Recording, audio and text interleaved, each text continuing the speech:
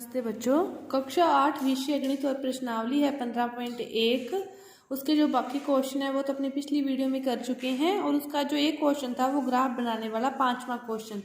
उसमें देखो इस प्रकार आपको सारणी दे रखी है कि 2003 में, 2005 4 में, 5 में, 6 में इतने इतने दिन हैं। तो उसके अकॉर्डिंग आपको वो ग्राफ पर दर्शाना है कि वो बाद के दिनों की संख्या दे रखी है, तो आपको ग्राफ बनाना है। ग्राफ बनाने के लिए क्या करते हैं, पहले आप दो रेखाखंड खींचोगे। ये तो क्या हो गया, एक्स अक्ष, और ये क्या हो गया, वाई अक्ष हो गया। अब आपको क्या दे रखा है, वर्ष दे रखे हैं, तो एक्स अक्ष पर क्या दर्शा दो आप, वर्ष, और वाई अक्ष पर दिन है तो इनको क्या कर लिख दो, ऐसे लाइन खींच के दिन। एक्स अक्ष पर वर्ष, वाई अक्ष पर दिन। अब देखो वर्ष कितने हैं, 2003, 4, 5, इसी तरह यहाँ पे क्या है 2003, फिर यहाँ पे 2004, फिर यहाँ पे 2005, फिर ये 6 है तो 6। अब दिन देखो आपके पास क्या है, 8, 10, 12 है, तो आप 1, 2, 3, 4, 5, 12 तक लिख सकते हो। 1, 2, 3, 4, 5, इस तरह करते हुए आप क्या लिखोगे, 12 तक लिखोगे। 6, 7, 8, 9, 10, 11 और लास्ट 12, यहाँ तक आपका ग्राफ की लाइन आगे भी हो सकती है। ठीक है, अब देखो 2003 में तो क्या है, 8 है, 2003 की लाइन ये रही है और 8 ये रहा, तो इनको क्या करो, यहाँ पे डॉट कर दो, यहाँ पे डॉट कर दो। अब 2004 में 10 है तो 2004 में 10 पे डॉट कर दो। 2006 में क्या है, 5 है, 2006 में 5 पर डॉट कर दो। 2005 में 5 है, सॉरी 2006 में 12 है, तो 2006 की सीध में आप क्या कर दो, 12 पर डॉट कर दो। फिर इनको मिला दो बिंदु से, इस बिंदु से स्केल की सहायता से इसको मिलाओगे, फिर स्केल की सहायता से स्केल से मिलाओगे इसको, और फिर इनको स्केल से मिलाओगे, सीधी रेखा जाएगी, स्केल से मिलाना है इस प्रकार। तो ये है आपके 5वें क्वेश्चन का पहला। और 5वें क्वेश्चन का एक और पार्ट है, उसको क्या करोगे आप, समय करोगे। अब अपने देखते हैं 15.2।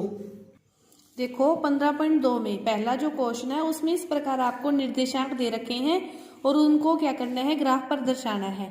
तो ये एक्स अक्ष है, ऊपर वाली वाई अक्ष है। 0 से इधर गिनती स्टार्ट होती है, 1, 2, 3, 4, 5, और ये गिनती ऊपर की तरफ स्टार्ट होती है वाई अक्ष में भी। ये होता है 1 सेंटीमीटर बराबर, 1, 2, 3, 4, 5, 6, 7।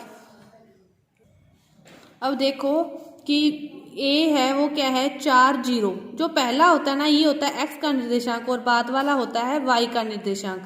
अब एक्स का मान तो 4 हो और वाई का मान 0, तो एक्स अक्ष पर क्या होता है, वाई का मान 0 होता है। तो जो पहला बिंदु है वो क्या है, यही है ए बिंदु। अब दूसरा देखो 4, 2, पहला जो है वो किसका होता है, एक्स का मान होता है, बाद वाला वाई का। तो एक्स का मान 4 और वाई का मान 2, ये वाला बिंदु, इसको क्या लिख दो, बी। तीसरा देखो सी क्या है, 4, 6, एक्स का मान तो 4 हो और वाई का मान क्या हो, 6 हो, तो सी कहाँ पे आ गया, ये रहा, एक्स का मान 4 और वाई का मान 6, ये क्या हो गया, सी। फिर इसके बाद डी दे रखा है 4 और 2.5, कि एक्स का मान तो क्या है, 4 ही है, लेकिन वाई का मान क्या है, 2.5, यानी कि 2 से 5 लाइनें ऊपर, ये रहा, ये क्या है, डी। और इन सभी को फिर क्या करोगे, स्केल की सहायता से मिला दोगे, ये क्या बन गई, सीधी रेखा बन गई। बस ग्राफ बनाते समय आपको एक बात ध्यान रखनी है कि जो पहला निर्देशांक होता है ये किसका होता है, एक्स अक्ष का होता है, एक्स अक्ष का, और जो बाद वाला निर्देशांक होता है ये किसका होता है, वाई अक्ष का होता है। और दूसरी बात, एक्स अक्ष पर वाई का मान 0 होता है, एक्स अक्ष पर वाई का मान 0 होता है, और वाई अक्ष पर एक्स का मान 0 होता है। वाई अक्ष पर एक्स का मान 0 और एक्स अक्ष पर वाई का मान 0। तो 15.2 की जो क्वेश्चन है वो आपको इसी तरह होंगे पहले के। इसके बाद आपसे सत्य असत्य जो पूछा है वो इसी तरह पूछ रखा है कि जिसका एक्स निर्देशांक 0 है और वाई शून्येतर है, क्या लिख रखा है कि जिसका जो एक्स का मान है वो तो क्या है, 0 है, और y शून्य नहीं है, कोई ना कोई चर है शून्य नहीं है, तो फिर वो कहाँ स्थित होगा? x शून्य कहाँ होता है? y पर शून्य होता है, तो फिर वो अंक कहाँ होगा? y पर होगा। दूसरा पूछ रहा है कि यदि उसका x y निर्देशांक शून्य है तो फिर वह कहाँ पर स्थित होगा? तो वह कहाँ पर स्थित होगा? x पर स्थित होगा।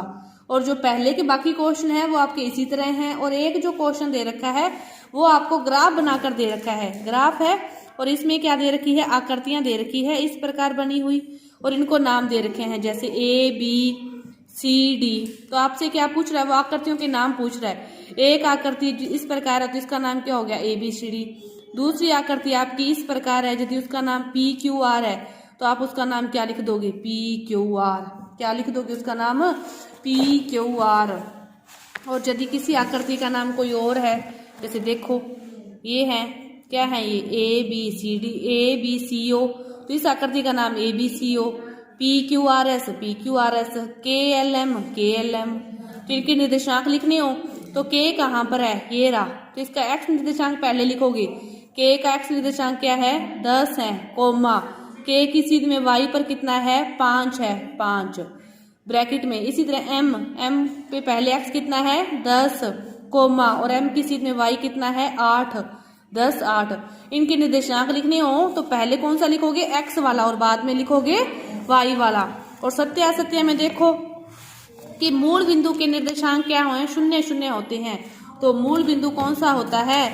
मूल बिंदु ये वाला होता है, इस पर दोनों शून्य होते हैं, x भी शून्य होता है और y भी शून्य होता है।